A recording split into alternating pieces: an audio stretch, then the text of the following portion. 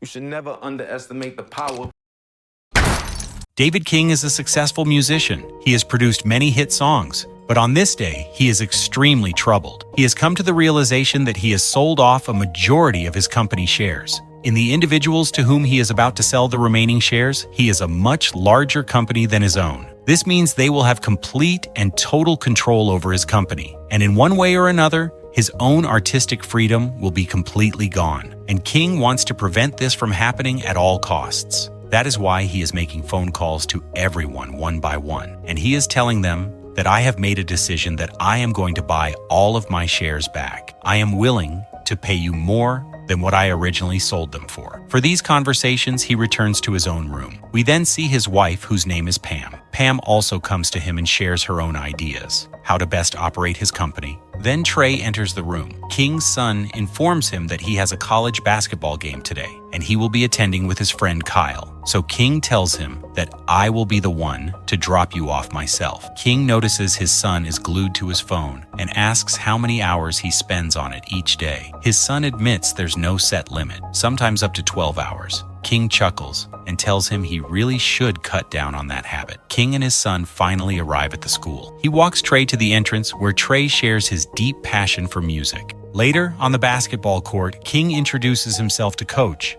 and everyone is thrilled to see him there. What no one knows, however, is that King's music company is on the verge of being sold. He keeps this secret, believing he can buy it back soon. Before the game starts, he quietly leaves without telling his son, heading off to handle business matters. Outside, his driver, Paul, who's also Kyle's father, hands him a file containing the company's financial details. After leaving, King heads straight to his office where he's met by Patrick, his business partner. King shares his worries. Record label executives are trying to take over his company. Patrick mentions that AI-generated music is the future. King shakes his head and says, AI music has no soul, no heart. He reminds Patrick that their company was built on real emotion, not algorithms. After a brief silence, Patrick asks what King really wants. King tells him directly. He wants to buy back Patrick's shares, so the company will be under his full control again. At first, Patrick hesitates, but after hearing King's determination, he finally agrees.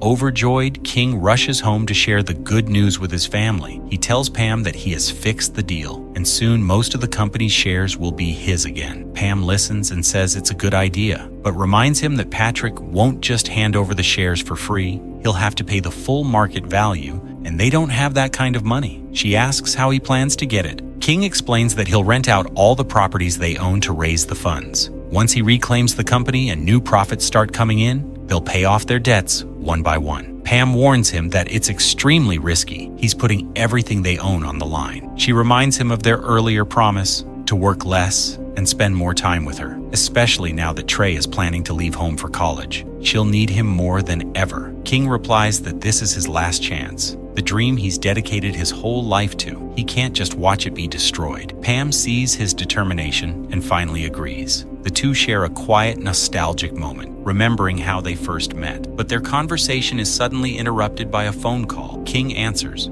only to hear a stranger's voice saying, "Your son Trey is with us. I'll call again soon and tell you what I want." The line goes dead. King's heart sinks. He rushes to tell Pam and their driver Paul that Trey has been kidnapped. Both are horrified, and Pam insists they call the police immediately. Within minutes, officers fill the house. 3 detectives, Higgins, Bell, and Bridges, sit down with them. They ask King to repeat exactly what the kidnapper said. King explains that the first call only confirmed that his son was taken. Then, another call came, demanding 17.5 million Swiss francs, all in 1,000 franc notes. The kidnappers warn that if King fails to pay, Trey will not be kept alive. Hearing this, Detective Bridges assures him not to panic. Now that they're on the case, nothing will happen to his son, and he won't have to pay a cent. King adds that the kidnappers said they'd call again that night. The detectives then ask if he has any relatives or acquaintances nearby who might be suspicious or have daily contact with him. King firmly replies no. He completely trusts everyone close to him, but the detectives remain doubtful and begin their investigation by interrogating Paul, the family driver. After hours of questioning Paul, the detectives head to Coach's place. Trey was last seen there. When they question Coach, he insists he doesn't know anything. Meanwhile, Paul suddenly realizes his own son, Kyle, is missing too. He tries to tell the detectives one after another, but no one listens. To them,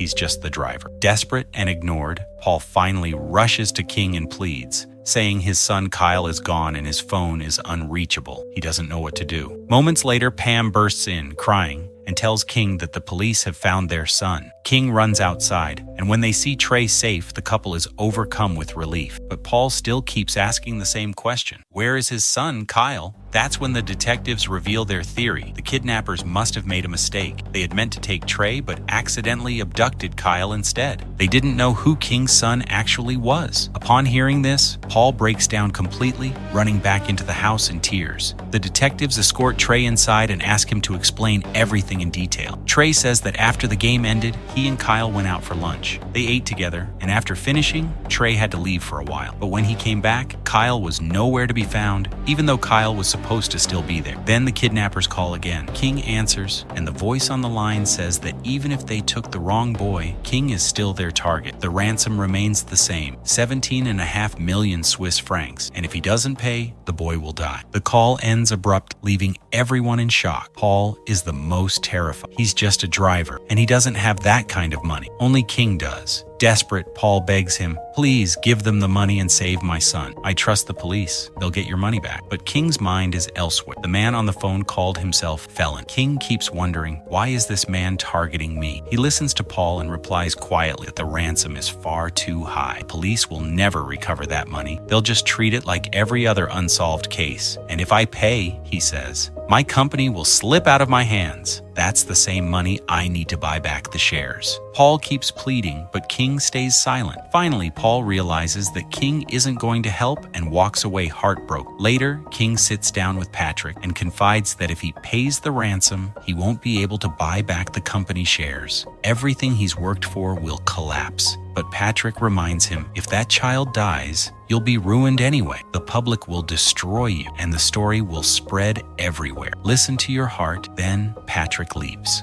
King later speaks to his son Trey, asking for advice. Trey tells him the same thing everyone else has said, that social media's influence is powerful, and the world will never forgive him if he does nothing. He explains that in today's world, social media can either make someone great or completely destroy them. Trey warns King that if anything happens to Kyle, influencers will be the first to attack him online, painting him as the villain. Then the journalist will follow, turning his life into chaos. Trey advises him not to take that risk if he saves Kyle instead. People will praise him, and it might even save his company. King stays up all night thinking about it, and finally decides to save the boy. Meanwhile, we finally see Kyle locked inside a bathtub by the kidnappers, with a loud song playing in the background titled, "I Am Drunk." On the other side, they instruct him where to deliver the money and insist that only King himself must bring it. King gathers the cash and other valuables, laying everything out in front of him. When he notices Pam's bracelet,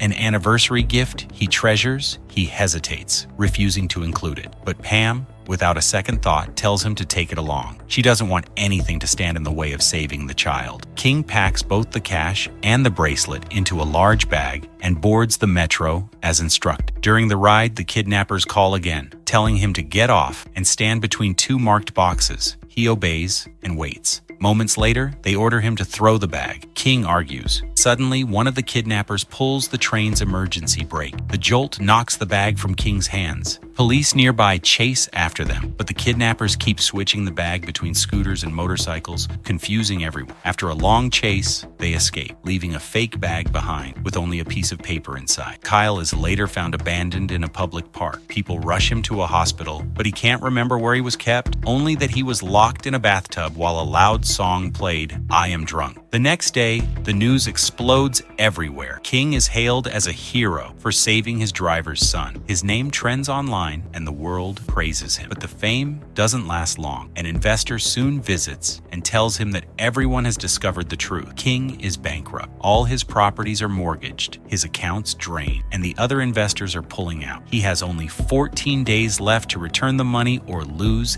everything. devastated. King plays the song Kyle mentioned once more. Something about it clicks. He rushes to the hospital, plays it for Kyle, and the boy confirms it's the same track. Realizing the clue, King immediately orders the police to investigate the artist behind the song. The singer's name is Young Felon, and the kidnapper had earlier claimed his name was Felony. King connects the dots and concludes that the singer must be the same person behind the kidnap, but the police don't believe it. King insists he recognized the kidnapper's voice, yet the detectives dismiss his claim and leave. Desperate to recover his money, King decides to confront Felon himself. Paul joins him for support, armed and ready. They soon locate Felon's house. His wife answers the door with their child in her arms. She immediately recognizes King and welcomes him inside, saying Felon had made something special for him and wanted to collaborate with his studio. When King asks where Felon is, she tells him he's at his small recording studio and gives the address. King and Paul drive. King tells Paul to wait outside and enters the studio alone. Inside, he finds Felon recording a new track. King stops the music and demands to know where his money is. Felon calmly replies that King doesn't understand how important this day is for him. He always wanted King's attention. King never acknowledged him, so he took drastic action, and now King finally knows his name. Furious, King calls him insane and reminds him that he kidnapped and hurt a child. "You're not a musician," he says. "You're a criminal." The argument turns violent. Felon pulls a gun and fires. King draws his own weapon as Felon runs, and King chases after. Paul hears the gunshots and rushes in. Felon escapes, and King pursues him through the metro. They fight again inside a train. Felon tries to overpower King, but fails. In the end, King knocks him down just as the police arrive. Felon is arrested, and a later raid on his house recovers all the stolen money. King, overjoyed, visits Paul, who is now recovered. He offers him a share and public credit. Paul refuses, saying King has already done enough. He and Kyle just want a fresh start.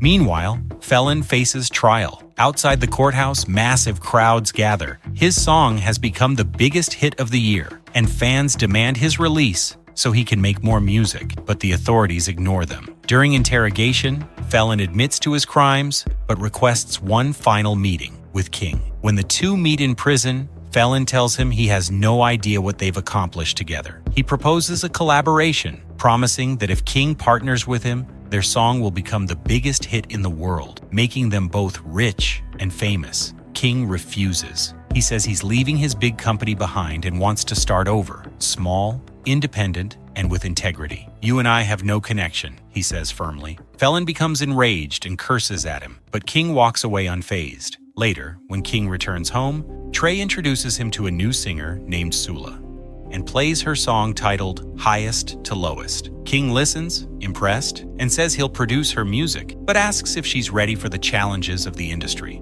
Sula confidently says yes. King smiles and replies, "All right then, we begin." In the end, this story reminds us that no amount of success is worth losing our integrity, and that true music comes from the heart, not machines. What do you think? Share your thoughts in the comments below.